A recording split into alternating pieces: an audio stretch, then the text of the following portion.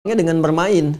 Kan dari mulai mendengar kan tadi saya sampaikan, bacakan ayat-ayat Quran, kan, tauhidnya. Kemudian orang tuanya nampak dilihat, begitu penglihatan mulai berfungsi dari pendengaran dulu tadi, penglihatan berfungsi, ngelihat perilaku orang tuanya. Kalau orang tua sudah kompak, kelihatan sholat dan sebagainya, nggak susah nyuruh anak nanti untuk sholat itu. Ya, fase dalam kandungan itu sudah ada babnya sendiri. Misalnya dengan membiasakan pertama berdoa. Ini karena mungkin walaupun tidak sampai bertanya ke sisi itu, tapi ini akan mewakili beberapa pertanyaan yang seringkali juga disampaikan. Dan ini ciri khas Al-Quran. Bertanya satu, jawabannya bisa dua, tiga, ya empat, karena terkait berkelindan dengan itu. Jadi fase kandungan yang dianjurkan satu, memperbanyak doa. Ya, selain menjaga kandungan dengan baik tentunya, ya, perbanyak doa. Contohnya Quran surah ke-7 ayat 189. Ya, ketika kandungan semakin berat, maka suami istri da'awallaha rabbahuma lain ataitana salihah lanakunanna minasyakirin. Itu suami istri, bukan cuma istrinya saja yang mengandung atau suaminya saja, tidak, dua-duanya banyak berdoa, minta kepada Allah. Pengen soleh, ya rizkinya juga harus soleh. Jangan sampai anaknya pengen soleh, rizkinya salah. Nah, itu jadi persoalan, gitu kan? Rizkinya harus soleh. Kemudian berperilaku orang tua, beribadah, tingkatkan, dan itu akan nyambung, getarannya, frekuensinya akan nyambung kepada janin yang dikandung. Nah, karena itu biasanya para ulama membiasakan. Jadi kalau ada istri sedang mengandung, itu selain bapaknya juga meningkatkan kebaikan, rajin sholat, ibunya juga memperbanyak baca Quran, ya, memperbanyak sholat dan sebagainya. Itu akan nyambung, ya, sinyal-sinyalnya itu, frekuensinya ke anak itu nyambung. Jadi membentuk sesuatu gitu yang kita nggak akan bisa lihat saat dia di kandungan, tapi ketika keluar itu akan nampak. Ayatnya ke Quran surah kedua Al-Baqarah ayat 233, yaitu support ASI yang diberikan secara maksimal. Wal walidatu yurdi'na auladahunna haulaini kamilaini liman arada ay yutimma ridha'ah. Ya, kata Allah Subhanahu wa taala, kalau ibu baru melahirkan, maka energinya itu ya dipusatkan untuk bisa memberikan ASI terbaik. Makanya suami diminta menjaga, gitu kan? Diminta menjaga apa yang diberikan oleh suami, disupportkan kiswatuhunna, gitu kan? Pakaian-pakaiannya, warizkuhunna, untuk keadaan nutrisi untuk ibunya, sehingga secara fisikal yang keluar dari ASI itu kualitasnya bagus, ya, sehingga segala yang terkandung di dalamnya untuk ketahanan tubuh, untuk macam-macam dan sebagainya itu mengalir dengan baik. Dan pun demikian ketika menyebutkan rizki, ditekankan lagi oleh Allah. Seperti saat mengandung rizkinya juga halal, saat menyusui pun hati-hati. Jangan sampai membawa yang haram yang dikonsumsi oleh si ibu, sehingga menanamkan hal yang buruk nanti yang dikonsumsi oleh anak. Ya, jadi dari mulai kemudian mohon izin tadi dalam kandungan sudah terlahir kan, ASI diberikan, lalu diberikan nama yang mengiringi harapan. Ya, mau jadi apa anak itu? Saya sering bertanya kalau ada orang tua itu minta, Ustadz, tolong minta nama untuk anak. Saya selalu katakan, ya, ingin jadi apa anak ini? Kedepannya mau seperti apa? Nanti kita istikharah, minta sama Allah, gitu kan? Berdoa, kira-kira nama yang terbaik. Ya, harapan diberikan oleh kita lewat nama itu. Ini yang memberikan kesan kepada kita di Quran surah ketiga Ali Imran di ayat 36 itu. Ketika Hannah itu melahirkan, anaknya diharapkan dekat dengan Allah, terhindar dari maksiat dan sebagainya. Lalu Hannah memberi nama istrinya Imran, ya, anaknya itu dengan Maryam. Wa inni sammaituha Maryam, falamma wada'at faqalat rabbi inni wada'tuha untha, ya Allahu a'lamu bima wada'at wa laysa dzakaru kal untha. Wah, kemudian setelah itu apa? Ya, setelah itu yang terjadi sangat menarik. Ketika dilahirkan, dia ingin laki-laki, lahir perempuan. Kata Allah, laki-laki dan perempuan itu semua punya keistimewaan. Dan ternyata ini hikmah anak itu bagi keluarga. Allah menitipkan anak kepada kita itu disesuaikan dengan kesempurnaan di keluarga. Jadi menariknya gini, kalau kita riset lebih dalam, kita itu umat riset, ya. Jadi kalau kita riset tuh, hikmahnya besar sekali. Kita pengen anak pertama laki-laki, ternyata perempuan. Kita pengen anak kedua itu perempuan, ternyata laki-laki. Ataupun demikianlah keunikan terjadi. Ternyata anak-anak yang terlahir itu menyempurnakan sifat dan kebahagiaan yang menghadirkan maslahat kedua orang tua. Kalau anak laki-laki yang muncul, sifat orang tua ada misalnya di ayah yang kurang bagus, belum terperbaiki. Makanya ada perempuan supaya sifat-sifat yang kurang itu tampak, ya, kemudian muncul, dan dengan itu kebahagiaan baru tercipta.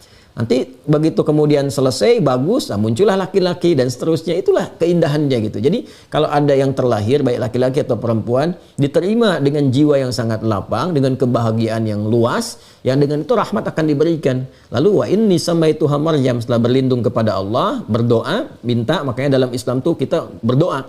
Ya Allah, lindungi anak ini dari pengaruh buruk, dari godaan-godaan setan dan sebagainya. Bahkan nanti ada di antara risalah juga untuk mengadhani. Itu ada itu ya di hadis riwayat At-Tirmidzi. Setelah itu berikan nama yang baik. Nah, setelah dia tumbuh 2 tahun ke atas kan diberikan ASI itu, kalau ingin sempurna silahkan kata Al-Quran sampai fase 2 tahun. Nah, ini tumbuh, ini masa tumbang namanya. Masa tumbang, tumbuh kembang. Di tumbuh kembang pun ini, itu ada seninya tersendiri dalam mendidik. Ya, apa seninya itu? Ya, diantaranya kita bisa melihat pindah ke Quran surah ke-31 Luqman dari ayat 13 ya sampai dengan ayat berapa? Sampai dengan ayat 19 kita bisa lihat. Ya, juga kita bisa sampaikan pendidikan yang di masa Nabi Ibrahim alaihissalam. Nabi Ibrahim itu banyak suratnya di Nabi Ibrahim itu. Nanti ada yang di Al-Baqarah ayat 124 sampai dengan 129, ada di Quran surah Shafat ayat 102 sampai dengan 109, ada di surah Ibrahimnya sendiri di ayat ke-37-nya, kan? Nah, bagaimana hal pertama yang mengantarkan pada pendidikan? Satu, ya, perhatikan baik-baik. Masih ingat kan? Nabi Ibrahim diperintahkan oleh Allah Subhanahu wa taala untuk menghijrahkan anaknya kemana? Dari Palestina ke Mekah kan? Mekahnya di mana spesifik? Dekat Ka'bah. Lingkungan yang baik kan, yang mendekatkan kepada nilai tauhid. Maka itu tumbuh kembangnya dengan bermain, kan? Dari mulai mendengar kan tadi saya sampaikan, bacakan ayat-ayat Quran, kan? Tauhidnya, kemudian orang tuanya nampak dilihat, begitu penglihatan mulai berfungsi dari pendengaran dulu tadi, penglihatan berfungsi ngelihat perilaku orang tuanya. Kalau orang tua sudah kompak, kelihatan sholat dan sebagainya, nggak susah nyuruh anak nanti untuk sholat. Ya, lalu saat dia mulai tumbuh kembang tadi, dekatkan dia ke tempat-tempat baik. Bahkan kalau dalam masa bayi pun harus bawanya ke tempat-tempat baik yang mendekatkan dia kepada Allah, ya kan? Ya, ajak dia ke tempat baik, ajak dia ke pengajian yang memungkinkan ada space untuk hadir di situ, ya. Ajak dia ke masjid kalau dia sudah mulai bisa menyesuaikan dengan saf dan sebagainya. Kenalkan dia dengan orang-orang saleh. Itu akan memberikan citra tersendiri dan demi Allah saya katakan akan berpengaruh kepada jiwa anak. Berpengaruh. Nah, makanya ketika pindah ke surat Luqman kan ngajak jalan-jalan itu kepada anaknya itu sambil jalan-jalan, Pak. Dan kalau mau kita ngajak jalan-jalan ke tempat-tempat yang baik, kalau ada rezeki cari tempat yang baik. Ada uang cukup lumayan, mau ke luar negeri, yang pertama kali kunjungi kata Nabi, ya kalau mampu tiga tempat itu, la tasyuddu rihal. Jangan kuatkan keinginan untuk berihlah, pergi kecuali kepada 3 tempat ini. Ya 3 tempat ini ada makna yang hakiki, ada yang metafor. Hakikinya jelas ke situ menujunya. Satu Masjidil Haram. Ya, nabung dari sekarang supaya bisa umrah dengan keluarga, ngelihat orang-orang dan sebagainya, tertingkatkan imunitas dan iman kita, ya. Naik ke situ. Masjid Nabawi, Masjidil Aqsa di Palestina. Metafornya adalah tempat-tempat yang menguatkan iman. Karena itu dalam Al-Qur'an ngajarin anak-anak dari usia 2 tahun, dari dia mulai bisa bicara yang kecil-kecil ke atas tuh dengan contoh-contoh yang bisa dia tangkap, kisah-kisah dan sebagainya. Karena dia logikanya belum berjalan, nalarnya belum ada. Dikasih contoh sekitarannya. Makanya yang pertama yang dibangun keakraban. Panggilan Quran kepada anak-anak kecil itu yang belum masa balik selalu bunai. Ya, jadi bunai itu kalau implementasinya keluar nggak harus panggil bunai, nanti dia nggak ngerti gitu kan. Nama saya kan bukan bunai ayah gitu kan, bukannya saya itu misalnya apa A B C, saya kan Ahmad bukan bunai. Nah, itu belum nyampe. Makanya ambil panggilan sayang. Ya, pintar, sayang, soleh, dan masya Allah anak Abi ini soleh ini jalan sehingga menyenangkan bagi dia. Nah, nanti dikasih hal-hal yang cepat dia tangkap. Ya, misal ada dalam bentuknya lirik-lirik tertentu, kan, yang bisa dia tangkap, bacaan-bacaan, kisah-kisah yang kita bisa bacakan. Ya, misal Luqman kepada anaknya ketika dia mulai naik ayat 13 ya kan tadi saya katakan mulai ayat 13. Ya, wa idz qala Luqmanu libnihi wa huwa ya'idhuhu ya bunayya la tusyrik billah. Sudah mulai naik. Ya, nah jangan sampai ya syirik kepada Allah Subhanahu wa taala. Begitu nalarnya sudah mulai naik dijelaskan ya sesuai dengan kemampuan dia menangkap.